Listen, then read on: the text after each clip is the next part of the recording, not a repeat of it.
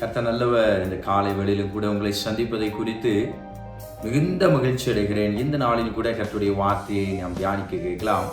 அது நீதிமொழிகள் 24 அதனுடைய 10. அதில் சொல்லப்பட்டிருக்கிற வார்த்தை, ஆபத்து காலத்தில் நீ சோர்ந்து போவாய், ஆனால் உன் பலன் குறுகினது. கர்த்தர் ஒவ்வொருவருக்கும் பலனை கொடுத்திருக்கிறார். இந்த புதிய நாளிலே நம்ம எழுந்திருக்கிறோம். பார்த்தீங்களா? எழுந்திருக்கும் போதே கர்த்தர் நமக்கு தேவையான பலனை கொடுத்திருக்கிறார். அப்போ இந்த பலனை பெற்றுக்கொண்ட நாம் இந்த நாள் முழுவதுமாய் அந்த பலத்தோடு போக வேண்டும், பிரயாணப்பட வேண்டும்.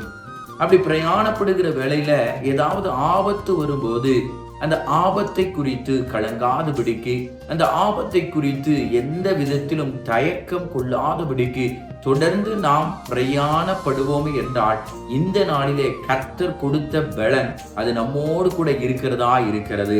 அந்த வசனம் அப்படியாக தான் இருக்கிறது. ஆபத்து காலத்தில் நீ சோர்ந்து போவாயானால், அப்படின்னா வேதம் என்ன சொல்லுகிறதுனா, ஆபத்து காலம் வரும்போதெல்லாம் நீங்களும் நான் சோர்ந்து போக கூடாது.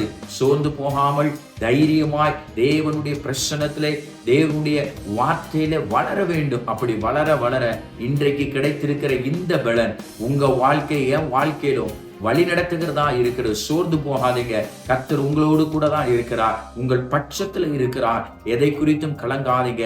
நேர்த்தியான காரியத்தை, நேர்த்தியான வேலையில கர்த்தர் உங்களுக்கு அவர் செய்ய வல்லவராய் இருக்கிறார். இந்த வார்த்தைகளை கொண்டு உங்களை ஆசீர்வதிக்கிறேன். கர்த்தர் தாமே உங்களை ஆசீர்வதிப்பாராக. ஆமென்.